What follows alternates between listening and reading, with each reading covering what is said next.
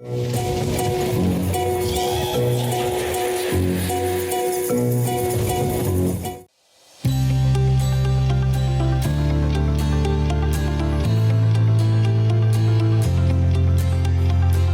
et bienvenue au balado collectif de la CDC des Appalaches. Aujourd'hui, nous sommes en présence de Élisabeth Simoneau, travailleuse sociale et directrice clinique, et Laurie Sylvain, psychoéducatrice. Bonjour à vous deux. Bonjour. Allô. Il y a un dicton qui dit dans la vie que ça prend un village pour élever un enfant. Ça prend son environnement, sa famille, et je pense que vous prônez directement à l'organisme du Centre pédiatrie sociale cet élément-là, cette valeur-là. Est-ce que vous pouvez nous en parler? Qu'est-ce que c'est l'organisme en soi? Oui. Oui, c'est effectivement des concepts qui sont au cœur de l'approche en pédiatrie sociale. La pédiatrie sociale, c'est une approche qui a été développée par Dr. Julien. C'était au début des années 90. Nous, notre centre ici, à Tête-Fermez, a été ouvert en 2016. On est à peu près 45 centres et plus là, partout au Québec qui ont chacun leur couleur, mais on a un cadre à respecter là, dans un référentiel avec des critères, mais la façon dont on offre les services puis la couleur qu'on y met, ça nous appartient. Puis, c'est, dans le fond, étant associé à la Fondation du Dr. Julien, ça a aussi un impact sur le mode de financement. On ne reçoit pas d'argent directement du gouvernement. Dans le fond, c'est le ministère qui donne à la Fondation du Dr. Julien, qui, lui, redistribue dans les centres de pédiatrie.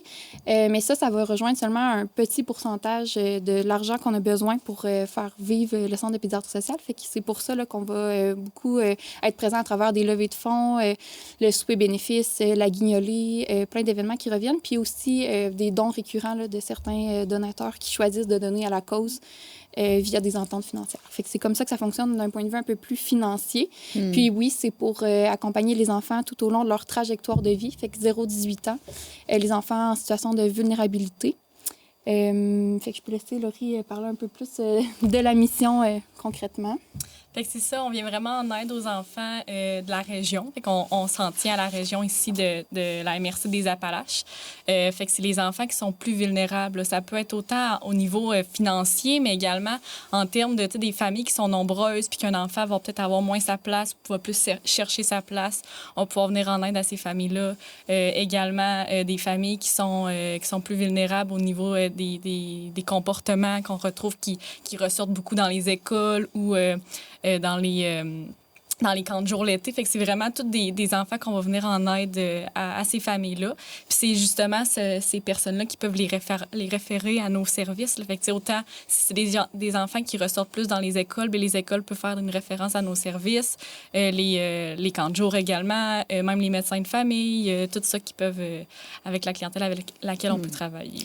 J'entends que dans la mission première, il y a plusieurs axes de services dont vous pouvez offrir à l'enfant ou à la famille selon son environnement, ses besoins. Quels sont les axes de service, dans le fond, que vous offrez aux enfants? Bien, une fois que l'enfant va rentrer dans nos services, concrètement, là, ça va tout le temps commencer avec une première rencontre avec soit une psychoéducatrice ou une travailleuse sociale et le médecin. Fait que cette première rencontre-là va vraiment servir à venir identifier c'est quoi le besoin de l'enfant concrètement au départ. Puis par la suite, on va pouvoir venir donner des services en fonction de ce besoin-là. Fait que ça pourrait être des services qui sont dans nos activités qu'on offre, des activités de groupe, des activités aussi, par exemple, à l'escalade qu'on peut aller faire également. Fait que ça peut venir vraiment répondre aux besoins du jeune qu'on a ciblé dans la rencontre avec le médecin.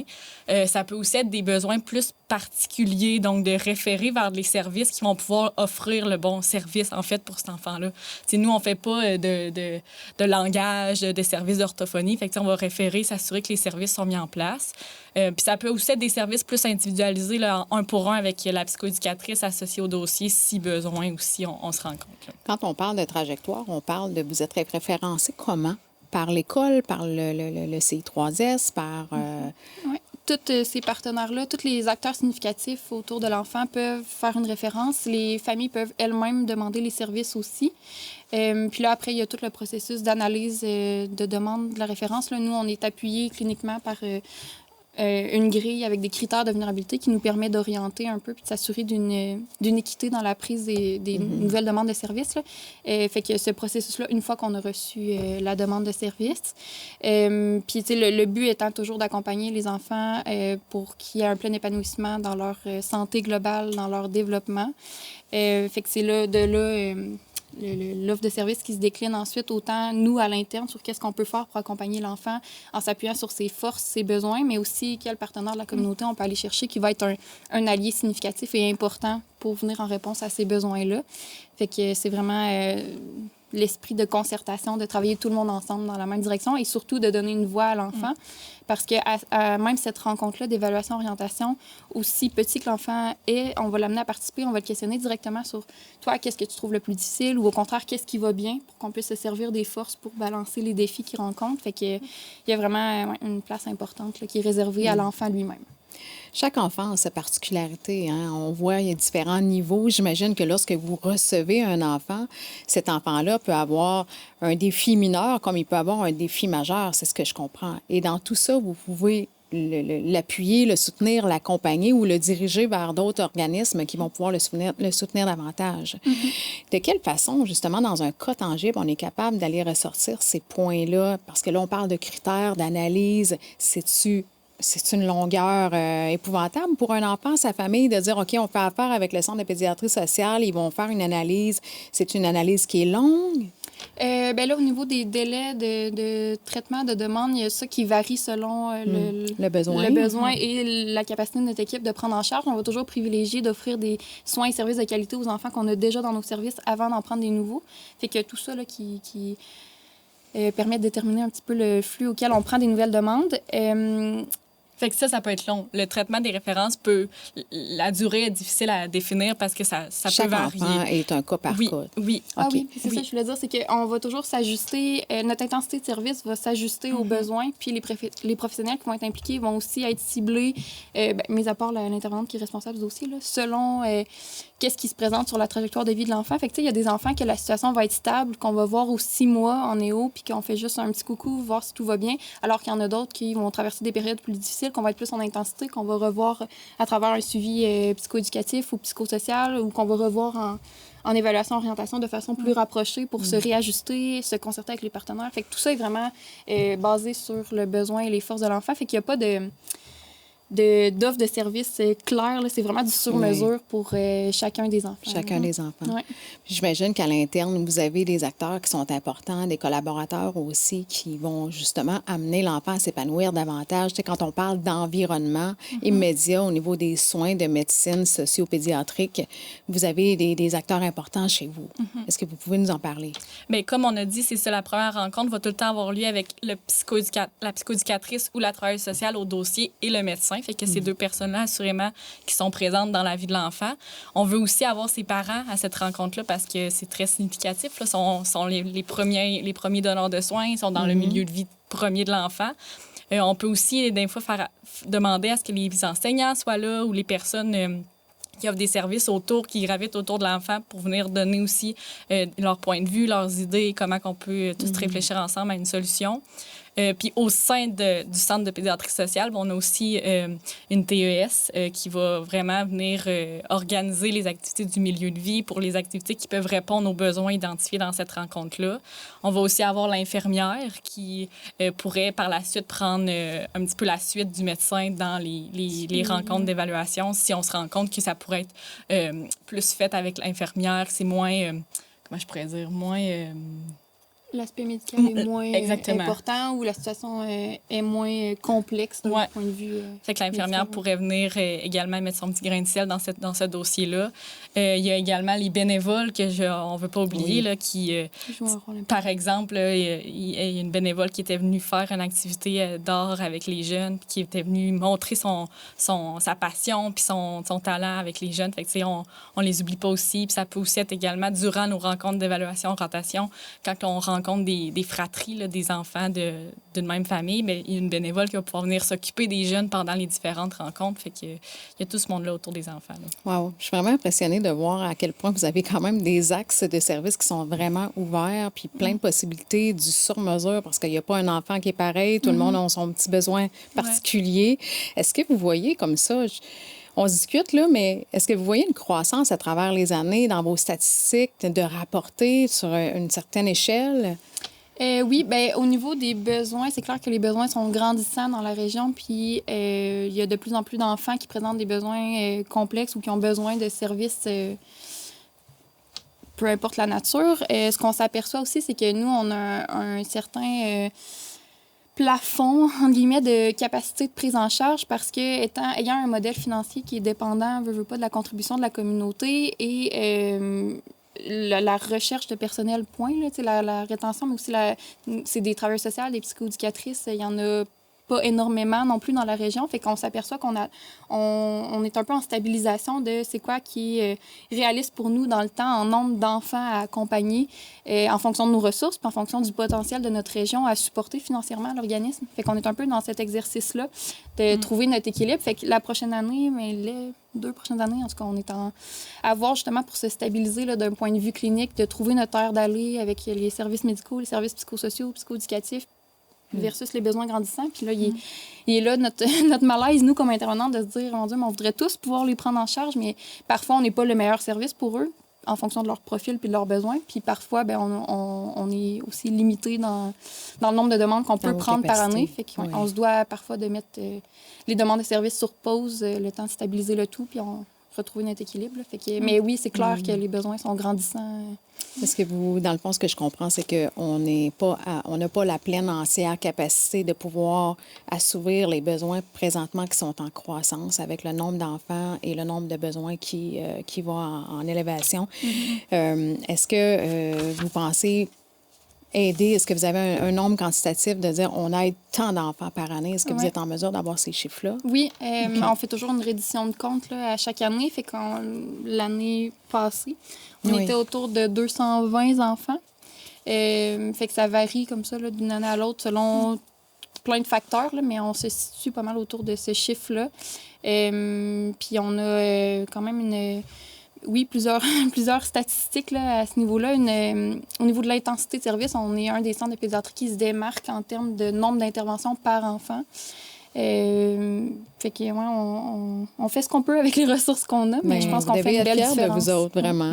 C'est de là aussi de créer ce centre-là, c'est de créer la différence. Puis quand vous les avez, tu sais, tout jeunes, tout ça, puis vous êtes en mesure de voir l'évolution de l'enfant, j'imagine que ça doit être inspirant de pouvoir voir l'enfant venir évoluer aussi au sein de son environnement, puis peut-être avoir des trucs, des astuces qui vont lui permettre d'avoir des outils à long terme. Oui. C'est ça qui est beau, en fait, là, du suivi en trajectoire de vie, contrairement à d'autres services qui sont tout aussi pertinents, là, mais on est complémentaires de cette façon-là. C'est que nous, ça nous permet d'être là dans les moments plus difficiles où on va prendre le temps de s'ajuster, mettre des moyens en place, mais aussi de constater ce qui va mieux. Fait que ça, c'est vraiment gratifiant là, d'accompagner les familles puis de revoir un jeune qu'on a accompagné de « Hey, je suis allée à mon bal, puis j'ai eu mon secondaire 5 ». C'est toutes des belles réussites qui sont super valorisantes, puis qu'on sait qu'on a pu l'accompagner vers ce chemin-là. J'ajouterais même aussi qu'il y a la possibilité de créer un lien qui perdure dans le temps. T'sais, souvent, on a des réussites avec des jeunes, mais ils finissent par refaire leur bout de chemin. Mais nous, ils peuvent revenir nous voir. Ils vont pouvoir, s'il y a d'autres enjeux qui reviennent nous voir. Mais on a créé un lien avec eux parce que ça fait quelques années qu'on travaille avec ce jeune-là. Fait que c'est beau aussi, les liens qu'on crée. C'est pas donné dans toutes les cliniques qu'on peut faire ça avec son médecin de famille, quand on en a un, quand on a la chance d'en avoir un, de faire ce lien de proximité-là. Vraiment, bravo.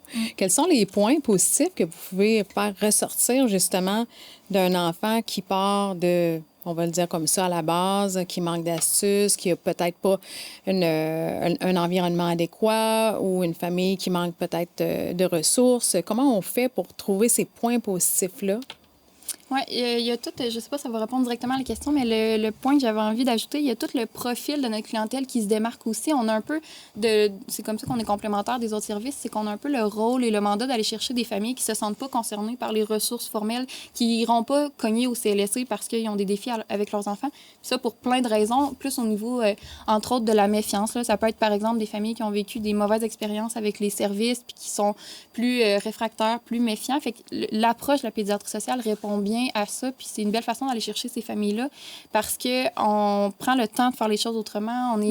On se démarque par une accueil chaleureuse. Les familles arrivent, il y a toujours notre responsable à l'accueil qui va offrir collation, café, prendre le temps de prendre des nouvelles. Les rendez-vous durent en moyenne 45 minutes, 1 heure. Fait qu'on décortique. On a de l'espace pour parler de ce qui va bien, puis pas juste de ce qui va moins bien. Fait que tous ces petits aspects-là que notre modèle permet de mettre en place permettent de faire une différence auprès de ces familles-là, de par justement l'apprivoisement puis la confiance qui permet de s'installer, le réflexe de venir nous voir après. Fait que, il y a tout cet aspect-là qui permet d'aller créer quelque chose de solide avec les familles. J'imagine que les familles, justement, sont ouvertes à ce genre de processus-là ou sont réfractaires? Il y a une belle ouverture parce qu'on y va vraiment à leur rythme. Même, il y a des familles qu'on va sentir que c'est un besoin de visiter le centre de pédiatrie avant même qu'on évalue la demande de service parce que c'est important pour eux de savoir un peu dans quoi ils s'embarquent. Fait que je pense que cette façon de faire-là qui est vraiment ajustée à leur rythme puis à leurs besoins, c'est gagnant. Puis c'est ça, on va s'ajuster à ce qu'ils ont besoin, fait qu'on n'aura pas peur de demander comment qu'on pourrait mieux vous aider ou mieux vous accompagner. Je sens que c'est plus difficile. Est-ce qu'il y a quelque chose qu'on pourrait faire pour que ça soit mieux? Fait qu'on n'aura pas peur de demander pour réajuster aux besoins. Là, si on sent que c'est plus... on a peut-être le lien moins installé, on n'aura pas peur de se réajuster. Là. En établissant un lien de confiance au départ, j'imagine que c'est une bonne tribune aussi pour pouvoir permettre d'avoir un rassemblement d'équipe autour de l'enfant. Quand on parle d'environnement, justement, on parle d'environnement immédiat, de famille ou de son réseau social? Ça peut être de tout. Là. Parfois, c'est ça, on voit les enseignantes. On peut voir aussi si des familles qui ont des suivis avec le CLSC, on pourrait également inviter l'intervenante dans ce suivi-là. Il y a même également une fois un entraîneur de boxe qui était venu. Fait que, vraiment les gens qui sont significatifs pour l'enfant puis qui pourraient vraiment faire partie de la solution, là, qu'on voudrait tous s'asseoir ensemble, qu'on réfléchisse ensemble à comment on peut l'aider avec ses forces. Bien, justement, l'entraîneur de boxe qui est assurément une force pour le jeune, bien, on voulait l'inviter pour pouvoir s'ajuster puis trouver des solutions tous ensemble. Puis les parents nomment eux-mêmes les gens qui veulent qu'ils participent. Puis après, il y a toujours la question du consentement. Fait que si l'enfant a plus de 14 ans, c'est à lui de consentir pour les partenaires. Mais c'est toujours dans un esprit de collaboration. Puis l'idée à cette rencontre-là, c'est que chacun raconte le petit bout d'histoire qu'il connaît sur l'enfant, incluant les défis, les forces, les besoins. Puis après ça fait un tout. Puis c'est de là qu'on va tout le monde ensemble convenir du plan d'action. Fait que déterminer, OK, parfait, qui fait quoi pour faire un pas dans la bonne direction. Là. Fait que c'est très graduel dans l'apprivoisement puis dans la collaboration. Fait que c'est une approche qui est gagnante. Tantôt, on parlait de durée. Je sais que vous ne pouvez pas répondre parce que c'est du sur-mesure, du cas par cas, tout ça, mais j'ai quand même envie de nommer l'aspect grandissant, positif d'un enfant lorsque vous le prenez. Est-ce qu'après quelques séances, vous voyez vraiment un positivisme arriver dans sa démarche, un processus qui vient un petit peu plus à être enclin au niveau de son épanouissement, de la façon dont il communique? J'imagine que ça doit prendre, un coup que le lien est tissé, le lien de confiance est là, puis qu'il y a les acteurs motivants autour de lui, j'imagine que ça doit faciliter le chemin.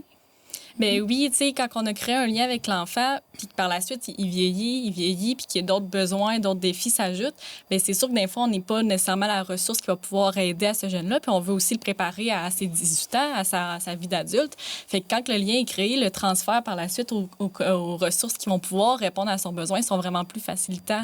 On peut l'accompagner aussi à aller voir vers ces ressources-là, à l'amener vers les autres. Fait que souvent, quand le lien est bien créé, que ça fait des années qu'on le suit, qu'il nous nous fait confiance, qu'on a vécu des réussites ensemble, mais quand on l'apporte là, on va être rendu à terminer le suivi avec toi parce que, donc, il faut que ça termine une année. On est un centre de pédiatrie sociale, là. Fait que, mais on réussit à l'apporter avec le transfert du lien vers les autres ressources, puis il continue là-dedans. Ça se fait bien. Que ça se fait bien. C'est fluide. Oui. Est-ce qu'il y en a des enfants qui sont... Parce que ce que je comprends, c'est aussi comme sur la bonne volonté de l'enfant d'être présent à assouvir certains besoins dans son environnement, dans sa famille. Mais est-ce qu'il y en a des enfants qui sont réfractaires à ce changement-là parce que pour eux, c'est plus difficile? Oui, ça arrive. Puis, tu sais, il n'y a pas effectivement de durée. Après 6 mois, après 8 rencontres, on voit que là, les enfants sont plus réceptifs aux interventions. Non, évidemment, comme c'est sur le long terme. Mais on a des enfants qui sont suivis par le centre de pédiatrie depuis l'ouverture du centre, depuis 2016. Puis on a mené plusieurs aussi à l'atteinte de la majorité. Puis on perçoit quand même qu'avec le temps, puis tout cet esprit-là d'apprivoisement, puis de prendre le temps de faire les choses. Et il y en a des enfants là, qu'on a rencontrés les premières fois, puis qui n'avaient pas parlé à la première rencontre, qui étaient super fermés sur eux-mêmes, puis que, non, là, ça fait 2 ans qu'on se voit, puis c'est rendu qu'ils participent, puis ils nomment ce qu'ils trouvent plus difficile, puis fait que, tu sais, c'est pas mesurable, là, mais on l'observe quand même dans des cas qu'on a été capable d'aller chercher des enfants, puis de mettre des choses en place pour certains qui se seraient pas ouverts dans un autre cadre, là.